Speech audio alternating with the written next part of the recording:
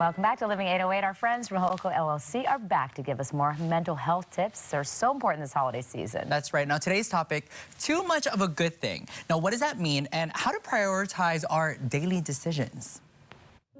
Straight Talk today, exploring the digital age. We have so much information at our fingertips, social media, web platform, internet, and Reese and Edwina from Ho'oko are coming in to talk about when this can become too much of a good thing. So the freedom of choice and access to multiple digital opportunities creates a strong allure for people. You know, it has to do with convenience and access. There's convenience in having information immediately at your fingertips, as well as free access to others who are not present, or information that you might otherwise have to go search for. A person may find, you know, all they're looking for just with a click of a button. And so these web-based options provide opportunities that are instantly gratified. And that's what can become problematic, because it's very hard to compete with instant gratification.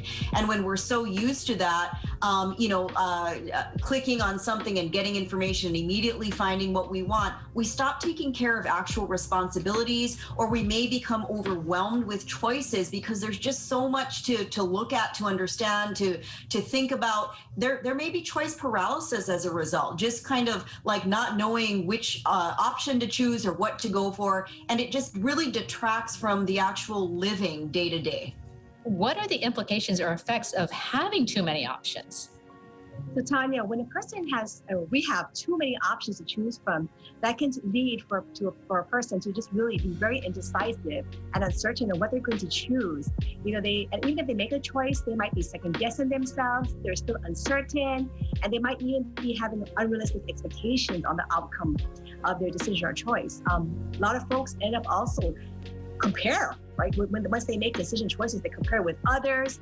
And this is really dangerous, though, because it can lead to a person to really feel inadequate, build up anxiety and depression, because they keep on trying to keep up with the Joneses and what they see online that other people are doing, or other people are rooting for, things like that.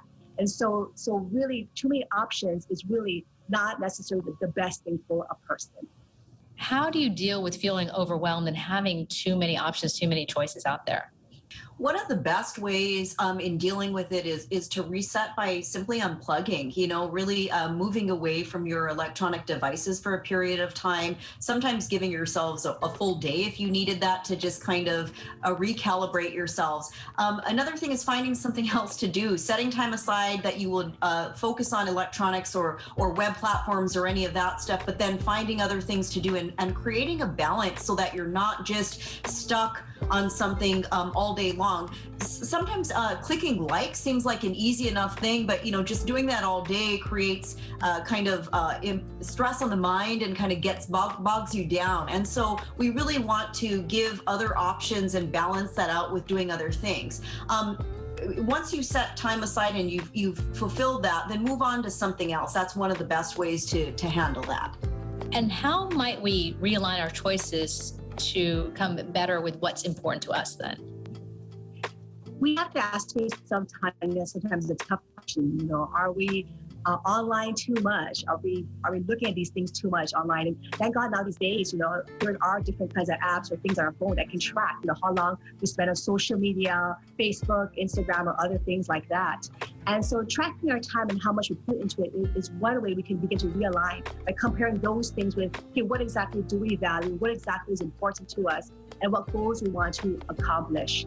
And so sometimes we have to go back and revisit what is important to us, and then from there, make better choices that align up with our values and not getting caught up with all the things that are happening around us.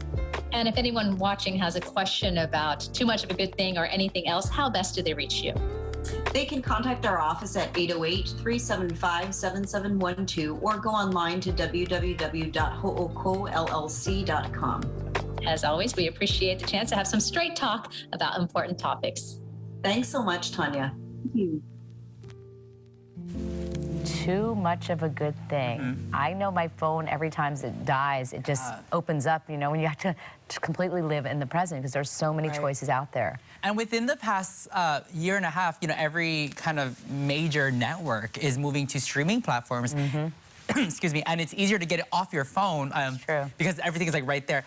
Even audiobooks, you know, like audiobooks or just like reading it. Like the other day I was reading a book on my phone and I was like, oh, why don't I just like open up a regular? I know. Yeah, I do. That does tend to bother me. Plus, my battery's always dying too. Yeah, But mine's too. Mine's too. it's a Sagittarius thing, maybe. The Swagatarius.